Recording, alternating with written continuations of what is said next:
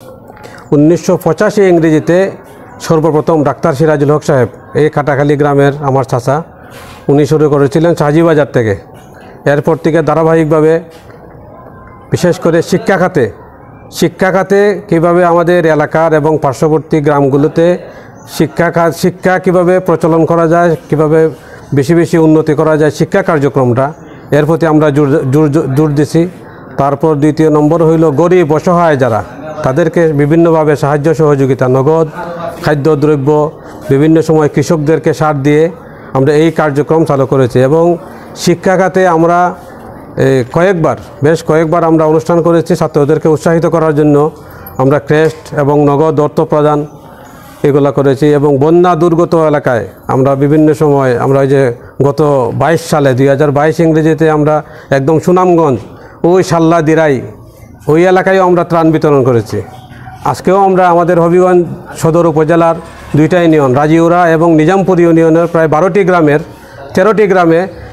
গ্রামের প্রায় 400 জন লোককে আমরা আজকে উপহার সামগ্রী বিতরণ করেছি। এর মধ্যে 265 জনকে আমরা খাদ্য সামগ্রী দিয়েছি 10 কেজি চাল, তেল, ডাল, চিনি, পেঁয়াজ, আলু এবং লবণ।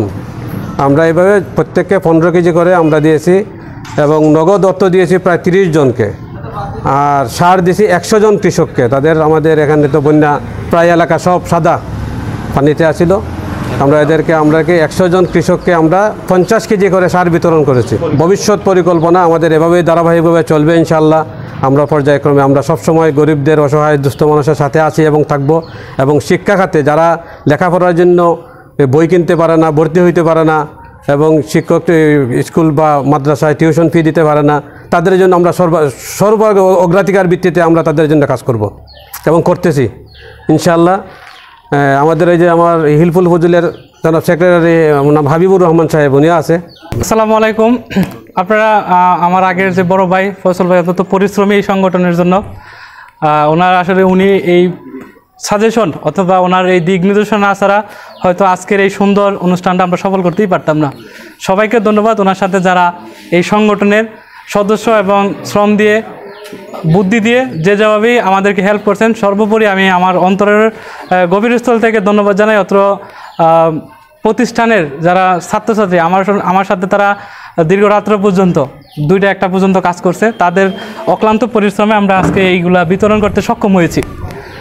আমরা আসলে আপনারা আমার আগে ফয়সল ভাই বলে গেছে আমাদের পরিকল্পনা বা কর্মকাণ্ডগুলো, আমি আর এগুলো বলতে চাচ্ছি না। শুধু একটা কথাই বলতে চাই, যারা আমাদের আশেপাশে আছেন, বিশেষ করে এই 10 মহল্লার ভিতরে যারা আছেন, যদি একান্তই কারো পড়ালেখার জন্য টাকার জন্য পড়ালেখা করতে পারেন না, তারা আমাদের সাথে বা ফয়সল ভাইয়ের সাথে যোগাযোগ করতে পারেন। কাটাখালী গ্রামের একজন কৃতি সন্তান, উনি আমাদের গ্রামে জন্মগ্রহণ করায় আমাদের গ্রামেরও অনেক সুনাম, মসজিদ মাদ্রাসা সহ ওনার নেতৃত্বেই উন্নয়নমূলক কাজ হয়েছে। হিলফুল ফজল সংগঠনের যে উনি একটা উদ্যোগ নিছেন আমাদের এলাকার ছাত্র সমাজকে নিয়ে, এটা আমাদের এলাকার একটা প্রশংসনীয়। আর ত্রাণ সামগ্রী 2022 সালে আমিও ছিলাম সাল্লা সুনামগঞ্জ, আমরা অনেক বিতরণ করছি। এলাকার গরিব দুঃখী মানুষে ওনার সহায়তায়, ওনার নেতৃত্বে যে ধরনের আজকে 100 জন পরিবার 1 বস্তা করে সার, 280 জন না 85 জন আর্থিক খাদ্য সামগ্রী বিতরণ। আমরা দোয়া করি এলাকার পক্ষ থেকে গরিব দুঃখী যারাই আমরা আছি, ওনার উদ্যোগটা আল্লাহ যাতে কবুল করেন।